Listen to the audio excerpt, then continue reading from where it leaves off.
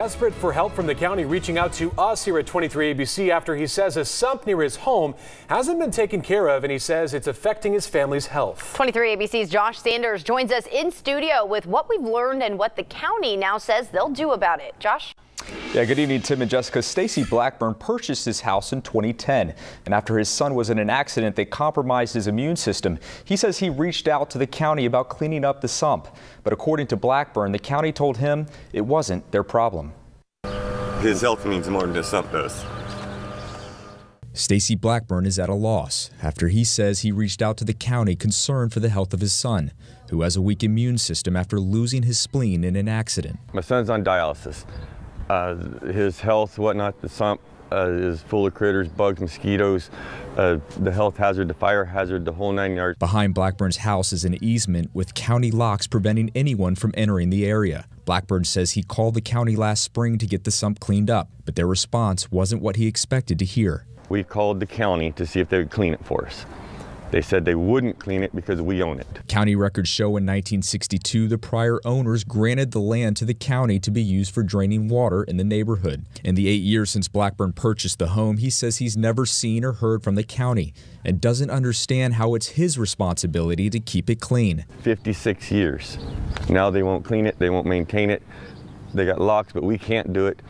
And again, the only reason we even found this out is because of the health issues that we have at the house here. We need it cleaned. Blackburn says after hitting wall after wall, he reached out to 23 ABC for help. So we went directly to the county. It does look like it needs to be cleaned up, yeah. Greg Fenton is the Director of Engineering, Surveying, and Permit Services for the county. Fenton says while the sump is owned by Blackburn, the county is responsible for maintaining it because it's still in use. It's unfortunate. I don't know who he talked to, but it is a sump that the county will maintain. We do not expect the property owners to maintain this sump. Fenton says the county prioritizes maintenance based on immediate health and safety concerns. He says he doesn't know how the oversight happened on Blackburn's property for so long, but he says his department will take action. And I've already talked to our operations division, and they intend on getting out there and doing some maintenance in the next couple of weeks.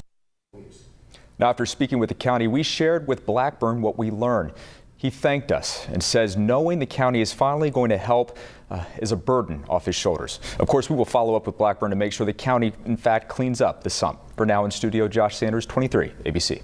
All right, Josh, thanks so much for that. Tonight, we're learning new details in the November shooting death of a local attorney. A police report revealing more information about the pasts of both the victim and the suspect, plus more on what police found in the suspect's car. The police report revealing today the victim, Marco Vargas, did have a girlfriend and was trying to keep the fact that he was gay hidden from his family and friends. Documents say he would regularly meet men with a dating app called Meet Me and through Craigslist. Vargas had been assaulted reportedly and robbed before these meetings.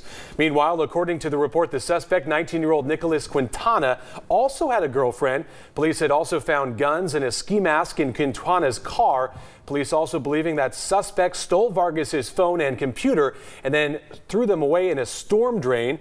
It's still unclear exactly what the motive, though, may have been for Quintana's alleged involvement in the shooting death of Vargas. We'll have an in-depth look at that report tonight on 23 ABC News at 11.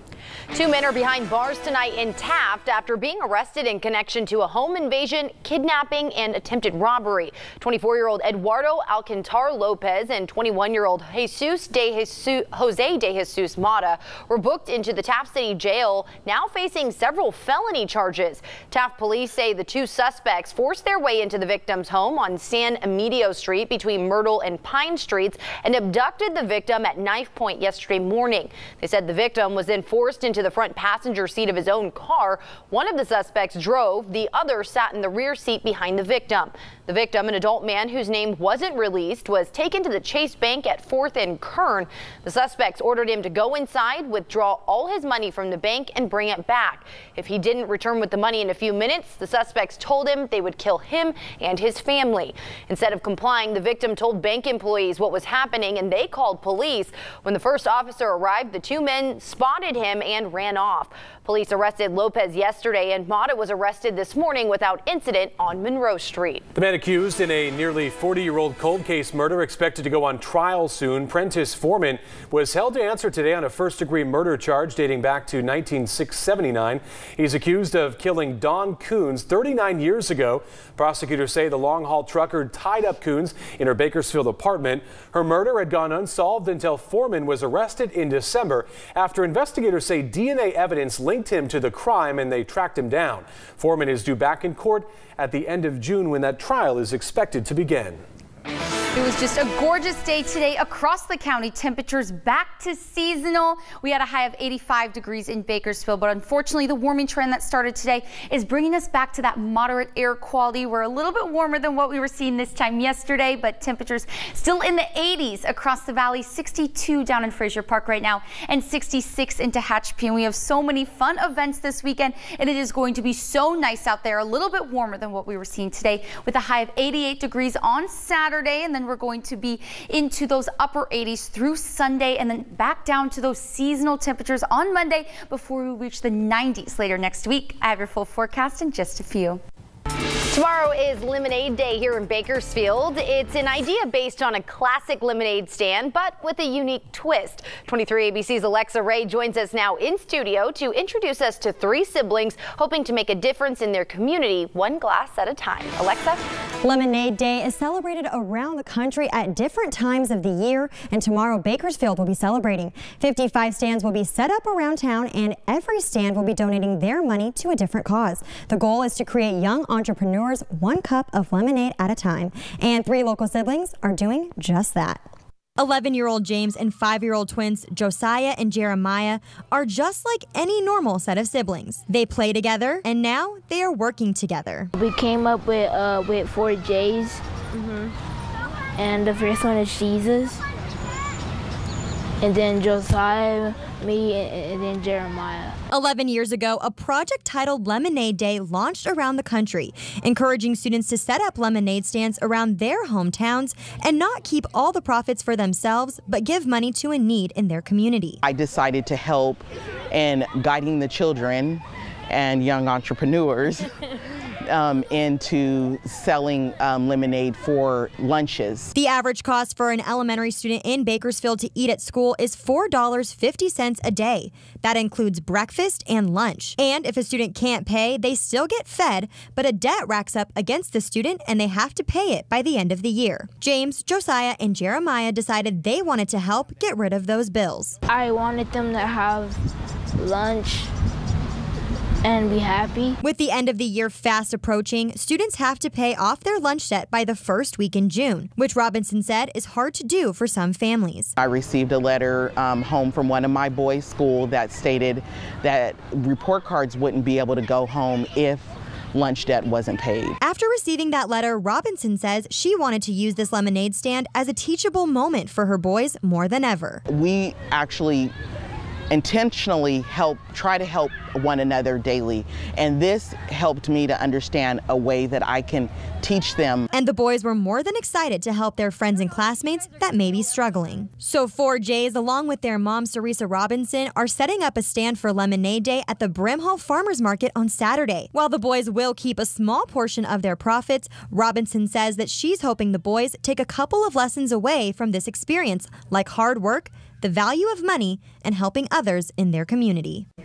Robinson also says that she plans to do this with the boys every year, and if you want to support their cause, the 4J stand will open starting at 9:30 tomorrow morning, and they will be selling until 1:30 p.m. And you can find the map of all the Bakersfield lemonade stands that will be set up tomorrow on our website, turnto23.com. In studio, I'm Alexa Ray for 23 ABC News. Coming up next, we're going to take you inside the new place downtown where you can grab a cup of joe, and it's got a Kern County theme. The latest at the table coming up. And this weekend, the races are on. How you can watch and get in on all the action during the drag boat races at Lake Ming. Allison? There are so many fun events going on this weekend, and conditions are going to be just perfect to get outside. I have more details on your full forecast coming up next. Well, Welcome back to the 23 ABC Live Center, taking you in now, talking about our top trending stories at turn23.com. We begin with this one, a scary one out of East Bakersfield, where reports today of a suspect firing a BB gun at a bus. 2 of the windows were knocked out there. None of the students were hurt. The investigation is underway. We have that story online right now. And then this story has been trending today. Absentee rates, they've tracked this rates across schools in California. Kern County schools, several of them do have high absentee rates, essentially kids not attending class on a regular basis. We have those listed on our website. Some of them include Bessie Owens, North High School, and Standard Elementary. You can read that full list right now at turn23.com. This story is also trending. KLEA rescinding their endorsement of Kern County Sheriff candidate Justin Fleeman. We have that story on our website, his response. And as that noted, they did cite a reason for that rescinding of the endorsement as to the debate we hosted here at 23 ABC a little more than a week ago. You can find that debate as well as the Kern County District Attorney's debate that we've hosted here at 23 ABC right now at turn23.com, along with the other top trending stories. Jess? Well, need your caffeine fix? A new coffee shop in town has opened their doors to the downtown community. 23 ABC's Jada Montemorano visited Rig City Coffee to sip on their unique brews on this week's At the Table. The following segment of At the Table is sponsored by Prestige Properties. Welcome back to At the Table. I'm your host, Jada Montemorano, and today I'm at Rig City Coffee Roasters, a local brand who roasts their own coffee and then serves it to you in unique ways. So let's get inside and see what's brewing. So I have a mocha at the bar. You may have sipped on a Rig City brew around town before. We started in 2014 with wholesale roasting, and we wanted to provide the best beans that we could to customers here in town. These customers used to making their morning cup of joe at home can now enjoy the flavors of Rig City on the go. You really love coffee.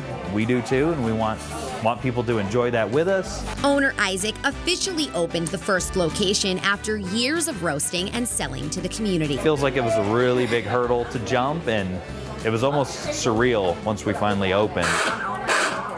Now that they are open, Rig City brews up some unique drinks like the Bulletproof, a new trend that's also good for the keto diet. Half an ounce of grass-fed butter, half an ounce of coconut oil, and about 10 to 12 ounces of hot coffee. A little slower release of your caffeine, so we sell a lot of Bulletproofs every day. But don't worry, you can also grab a traditional cup of joe, tea, lattes, and more. Isaac is in tune with what the people want. Well, it's kind of looking at, coffee culture as a whole across the states or the world and kind of seeing what's, popular. And if you want a quick snack to go with your coffee, another local business that's selling baked goods around town is offered at Rig City. Everything I've tried has been incredible. And so if you're unfamiliar with it, she gets her own wheat, she mills it, processes it, so it's literally from farm to table. Baker's Outpost, bringing fresh baked goodies every day that constantly change, from quiches to Pop-Tarts and scones. Good, we're gonna get for you. If you're buying local products, you're helping a business that's here in Kern County. Support local, drink coffee, and relax in downtown Bakersfield. Just look for the orange logo, a nod to the community. I thought the history of oil in Kern County and Bakersfield was just kind of a cool name. And then the parallels between oil and coffee, it just tied in perfect. If you need your caffeine fix, head on out to Rig City at 1820 G Street. And of course, if you want to be featured in an episode, give us a message at The Table Show on Facebook. Thanks for watching. At the Table with Jada Montemorano was brought to you by Prestige Properties. Well, it's that time of the year again. The National Jet Boat Association hosting their May Madness event at Lake Ming. That's the drag race from another year. It's happening all weekend long, though, but in order for the association to hold this event, of course, Lake Ming will be closed to the public through Sunday. The lake will reopen Monday, May 21st. If you'd like to attend, tickets just $10. Kids 12 and under will get in free. Racing starts bright and early tomorrow at 8 a.m.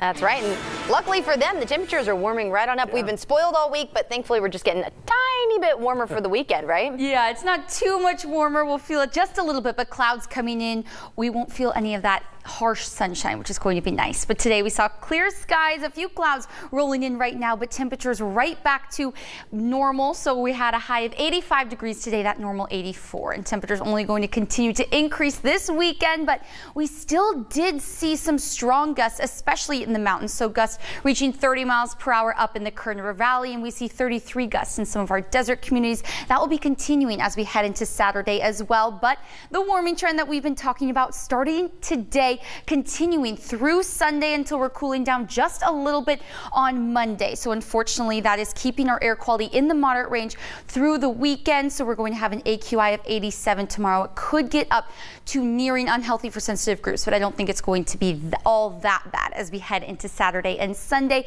But there are just so many fun events to go to this weekend.